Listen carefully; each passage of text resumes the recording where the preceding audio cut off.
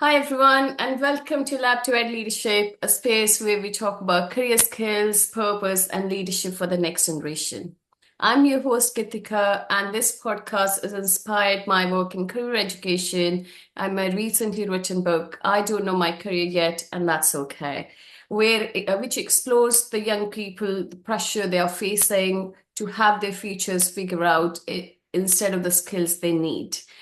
Today, I'm really pleased to be joined by Benny from KNF, an organization who is doing meaningful work in leadership and community impact. This conversation isn't about promotional, it's about learning, perspective, and practical insight for anyone navigating education, careers, or leadership journey. Thank you so much, Benny, for being here. You're Let's welcome. start off, Benny, for listeners who may be hearing you for the first time. How would you introduce yourself and the work that you do? Okay. Hello, everyone. I'm Benny. I'm from Hong Kong. My organization is Nice Nurturing Foundation. Actually, our organization is a charity organization based in Hong Kong. And right now we have branches in China, in Macau, and in Japan. For a couple of years, we have organized many international events and competitions and encouraged many students from other countries. And with the help from the other different kinds of institution and also different government from other countries, we successfully grow up a huge group of students kind base. And actually, for myself, I'm a graduate from the Master of Business Administration, Clinical Psychology, and also Education Leadership. And all my program from the past few years, I also happy to share any of my knowledge to all the youngsters in order to fostering them to have a brighter future. Yes. Thank you, Benny. That's great. Okay, can I ask you, like, what inspired you personally to get involved with KNF? Uh, let's look back on the years before the COVID time. And at that time, Hong Kong is facing some problem because students are losing their mind. They don't know which is right or wrong. And it starts some, how to say, social unrest. So at that moment, I want to create something to create a platform for them not to just listen, but to see, but to explore the world. Don't just heard from the news. Don't just heard from maybe even their parents, their teachers, or anyone. You have to experience in the specific countries or to walk further in order to test more which area is the best way for your future career. And that's the starting point of the nice foundation.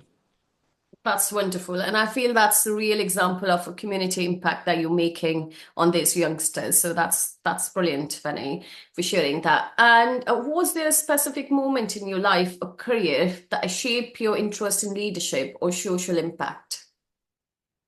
Actually, before I start the Nice Foundation, I have some teaching experience in university in China and also in Hong Kong. Uh, at that time, I found that students are awesome. They are very good in their professional, in their specific area of learning. But I found that most of them is lacking of the ability of communication with others. They can do the work alone very well, but they cannot do the group job or a group project very well. And that's why I start to think that, okay, it's time for them to learn how to manage, how to become a leader, how to lead a team, or even you are not a team leader, but you know why a leader is needed to be respected. And also, besides this, I wish everyone can do something innovative for the society because this is the world we are living in. We don't want to make it harmful anymore. We want to make it fruitful for everyone. So I start to, how to say, I even put more of my impact to the charity rather than my own business now. That's great. That's wonderful. And I think these are the real skills that they need in life. And these are the skills like, that goes with them forever. And that's not been sometimes being taught explicitly in the traditional classroom. So I feel, yeah, and that's what very much needed in the real world, isn't it? Okay, so can I ask you, I know you have introduced yourself, but like for those who are unfamiliar with KNF, your organization, the foundation, can you tell us a bit more about the organization, its mission, and what does it serves? Our mission is very simple. Just bring the student out from the schools, explore the world, and widen their horizon. And right now, the main group we are serving is high school students, secondary school students, and some primary school students. Because for university students, they are very busy on their own professional subjects, and maybe they are working hard for the master degree. But for primary student, it's how to say. I always say that this is seed the future. We let them know earlier. As earlier and as they can learn, they can grow up in the right way. So this is the main group, and this is our mission for KNF. That's brilliant. And I feel like that's absolutely amazing. So what problems is KNF trying to address, particularly for young peoples or the communities you work with? The main theme of our organization, I can say, is 4C. The first C is creativity. Okay. Students has to be creative to anything. And the second C is critical thinking. After they have some new idea, they have to make some critical in order to make it happen. And the third C is collaboration. And this is very essential, important in our entire life. They have to communicate. And the fourth C is communication. They have to communicate better with everyone in order to make their proposal happen, to be real. All Okay. right. Yeah, that's lovely to like about the C's structure, and that's brilliant. And I have talked more about these four C's also in my book. So that's that's a real connection, I would say. That's brilliant. Okay, so can I ask, like, from your perspective, what makes a KNF different from other organizations who are working in a similar space? Uh, we are quite different from other organizations. Actually, many organizations or many, let's say, education center, they mainly focus on training, but we didn't do that. Besides, we try to organize some new competition. Because as we all know, students now are aiming at certificates, trophies, awards. So I'm not asking them to become more competitive, but I just want to gain some more interest from them so that they can join our program. We can fostering them to do some more, working hard in our competition. In this way, the details of the competition is totally different from other organizations because right now we still have many traditional competition like economics Olympiad, mathematics Olympiad, and also English Olympiad. But what we are doing is almost every program is based on interdisciplinary education. And all I can say right now is very popular. We always say PBL, project-based learning. And we add one more is problem-based learning. So not only a project, you have to face some problem. You have to figure out the problem and how to solve it. So I think this the differentiation between my organization and others. That's powerful, Benny, and thank you for sharing. I think that's really powerful, like problem solving skills that you're building through this new way of learning. So that's brilliant. Okay, so in my book, like I talk a lot about the pressure young people feel to have everything figured out early on, like whether it's a career path, success, or purpose. From your experience and the work you're doing, so what skills actually matter more than having a perfect career plan? how can I say? Right now, most of the students are capable to study themselves because of AI, because of the technology. You can find the information easily from the website. But only one thing you couldn't find from the internet is communication. How to stay cool, stay good with someone is it seems to be more difficult than before. Because when I was young, it's easy to communicate with others. We are always happy to talk to each other. But right now, it seems that even we can sit together, but we always text. So that's make me, how to say, a deep impression of for myself. And that's why I want to organize something more offline than online. Yeah. That's brilliant. And I completely agree with you as well. The world which we see in our time is more like because we don't have this AI and all other things. So we talk to people, we love to talk, we want to go out. But Yeah. nowadays youngsters just have everything on their phone, the tablets, electronic devices. And I think these are the soft skills that really, really need. And that's what they're lacking when they go into the real world. And that's the real struggle when starts. So that's great. So I just want to know, like, what leadership skills do you think that have been more overlooked but most needed today? I know we talk about the communication, but is there any other leadership skills you think are most needed or most overlooked? I think become a good leader nowadays is not like before because before when we study in our book, one leadership is called empowerment. You have to become powerful and you can do everything. Then you will be a good leader. But it's no longer happen in this high tech world nowadays. So become a good leader, you have to take risk. You have to be the first one to step out and saying that, oh, let's do something different. A good leader, just like entrepreneur, you have to become a risk taker rather than a just, oh, I can do everything. Let me handle it. So it's totally different than before now. Yeah, definitely. And there's a very famous saying as well, you don't learn anything if you never done a mistake or you never Yeah. take risk. So Yes. that's really, I would say, really, really amazing. So can I ask, like, how does KNF help young people develop confidence, decision making, or adaptability? I know you talk about like you run competitions, Olympiads, but like how you're helping people developing these skills, whether it's a problem solving, adaptability, or you can say the confidence in these youngsters.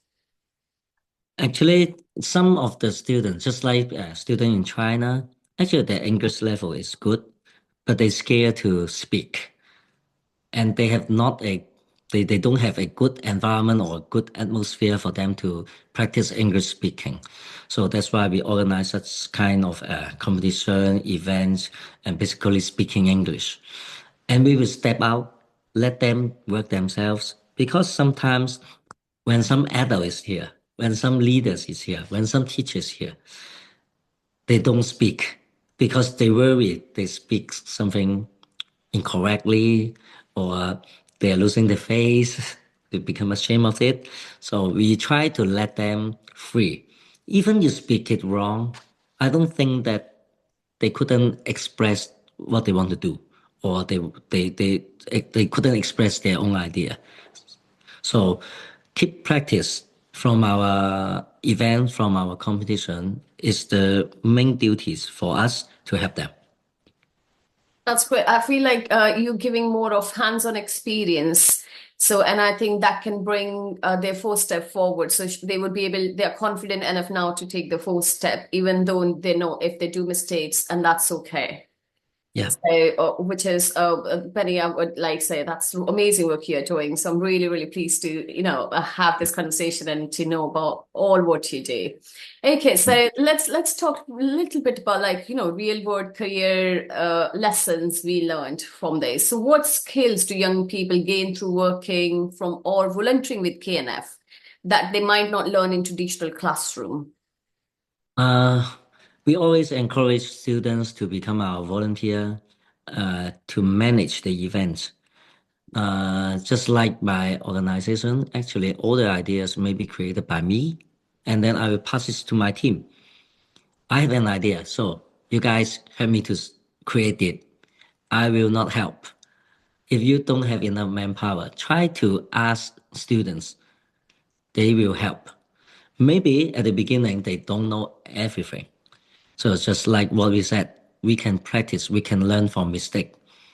I don't mind. Maybe we spend more money on the events because of some mistakes, some fault, but it's okay because they learned. They learn from mistake, they learn from failure, and so that finally they can grow up. So that's what I can say. Uh, Not only the students and even my colleague, they can learn how to manage an event. Before, I think the first event we host ourselves, we can just serve about 40 students at the first time. And right now, we are capable to arrange an event over 300 students. That's immense growth, I would say, and I feel like you're a great mentor to your team, and then you're giving chance to kind of a role model, and they can see themselves in your shoes, and maybe in the future. So I think the mentorship is so powerful. So that's great. So have you seen participants grow in a way that even surprised you? Uh, Something really surprised. I remember one time when we go to Australia, we have some students which cannot see. So it's just so about his he born to be like this, and he needs special care. So no one have this kind of training before they go to Australia. But I can see within that 7 days, because we go for a week to for an economic competition, they learn how to take care of these students. And these students is very satisfied and saying that, oh, they take care of me just like a professional. So that's surprised me because when I asked them why you can know how to take caring of some specialties, they said, I learned from AI. So they, I'm happy they can learn fast from AI and they can memorize it, and it becomes their skills for the life. Yeah, No, that's brilliant. And I would say that's a real success, which you've encountered and have surprised you. And I think it can surprise lots of people in the world out there as well, with the real yeah. examples always so powerful. Okay, let's explore a little bit. Like, what mistake do you think they often you have seen young people make in their careers, and how they can avoid them? Uh, Nowadays, the economic situation is not so good. So when people graduate and want to find a job, they always look for better salary, better income. Even though they don't like the work, they don't like the job, or they still need to do it because of they always say we have to keep survive. For me, I will try to tell them just like now many people become salesmen. I think it's very popular even in UK because it's very popular in Hong Kong, in Macau. We don't need to have any full-time job, but we can have many part-time job. So I agree with this kind of development, but finally you have an end goal. You must have something you want to do. And all the work you are doing when you are young is fostering you or is a training for your future end goal. So I always tell them, don't lose your mind. You have your dream. You keep on your dream. Yeah, but like I completely agree, Benny. And even I have written a full chapter on in my book, like, experience is greater than perfection. You don't have to wait Yeah, for that. You have to keep exploring and have to make uncertainty normal. And then you just keep going and part-time jobs, every single experience you have, whether it's a volunteering or part-time jobs, internships, everything teaches you some skill. And that's very much, I think, needed in today's life. yeah, So So that's brilliant. And thank you for sharing your perspective as well. So, okay, so because we talk a lot more about your organization, but looking back on your own journey, what one skill you wish you had learned earlier? I think time management. Okay. Uh, Time management is the thing that I think if I can learn earlier, I think I will be more success than now. I cannot say I'm very success now. No, I didn't mean that. But I think if every people have limited time, but we have unlimited wants. So if we can manage time, if we can learn how to manage time earlier, we can be better in the future. Especially right now, we have some competition like working like hackathon. So they have to finish the assignment within 24 hours. So even they couldn't sleep, but they have to finish it. This kind of training, which I didn't have it, I didn't experience when I was young.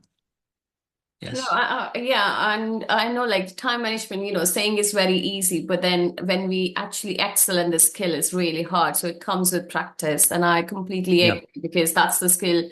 If you can crack as early as possible, and I think it can leave you, it can open so many routes for you. So, because you talk about success, I know like, well, has your definition of success changed over time? Okay. Before, I think success means you win. Uh, when you're a student, you win some competition, you have some scholarship, and when you grow up, you get a better pay or you have a good business. But right now, I think the real success is you enjoy the process. Process is uncountable. And also, even though you have a big business, you can earn a lot of profit, but you don't happy. It's not success. So I always tell youngster to be happy. You have to enjoy your life, enjoy the process. No matter you win or lose, it's just a process. You never you can't be always a winner, but on the other hand, you also can't always be a loser. So we all have chance. Even I'm old now, but I still have chance to get success, right? So I think it's different. Right now, I prefer happy and enjoy the process. Yeah, that's great. And I think that, like, coincidentally, it goes with my book as well, because I say, like, it's not like who you want to be, but who you are becoming. And what gives you long-term happiness, intrinsic motivation, rather than just only the perks for a short time, and then you are upset again in life, what you're doing. So, and I think this is what our experiences are teaches us, and maybe to the next generation, how the success has changed over time and how is it different for different people. So it's no Yeah. kind of one win situation, but it's like it is different for different people from the experiences. Okay, so what has leadership taught you about yourself? I think leadership taught me most importantly is time and cost. Because for anything you want to do, you have to lead the team, tell them time and also the opportunity cost you will lose. And we have to choose. Just like we have many kinds of different kinds of competition, different kinds of projects. We have to think which one is the best. But when we make the decision, we have to give up something. When we make the decision with longer time, we will have longer cost. So leadership for me is to lead the team or lead the group to get a fast reaction for every situation. And yeah, thank you, Benny, for sharing, and that's really powerful. Hmm. Okay, so thank you for sharing that, Benny. And could you share, like, for listeners who feel inspired by this conversation, how can they involve with KNF or support the work that you're doing? If for the past few years, I have traveled a lot to many countries and to meet with many educators, principals from schools, universities. And so we co-host many different kinds of international competition. Just like we have a events co-host with the University of Oxford, the University of Stanford. But how to say it? I welcome, always welcome any kinds of cooperation in order to set up more and more programs to students because they have different demand, they have different needs. Uh, so I wish for those educators who have some interest or who have some new ideas, welcome to contact me and we can share and see how to develop it into a real event. Thank you, Benny. And I think that's what most of the schools they are looking for, where they can explore these opportunities and connect the youngsters with the foundations. They're already doing an impactful work in the world. So thank you for that. And can you also share, like, where can listeners learn more about KNF and connect with you? Okay. The I think they can track from our website, the knf.org.hk, and also we have our Instagram, Facebook, and of course, welcome to contact me directly. I'm feel free to share my name card to everyone, and of course, they can find you so that they will contact me. Yeah, brilliant. Thanks, Penny. So, as Penny said, you can go to knf.org.hk. So, that's the website where you can go to, or you can also go to lab2edleadership.com. So, we are both here to support if anyone wants to connect with us, and we're happy to guide you and put you in the right direction. So, thank you, Benny, for sharing that. And one final question. What does leadership mean to you in one sentence? Mm, I think in the future, leadership is the only key to be success. Brilliant. That's wonderful. I think how you sum up in one sentence. I know it's a difficult task, but yes, it is that's the real success. So that's great, Benny. So thank you so much, Benny, for sharing your time and insights You're today. I welcome. feel very empowered myself. And I think for the listeners also, there are a few key takeaways they can take from this session. So, and thank you to everyone listening to Lab to Ed Leadership podcast. If this episode resonates with you, feel free to share with someone navigating their career or leadership journey. So, until next time, remember it's okay not to have everything figured out today, but what matters most is building those skills to grow along the way. That's the real success. Thank you, everyone.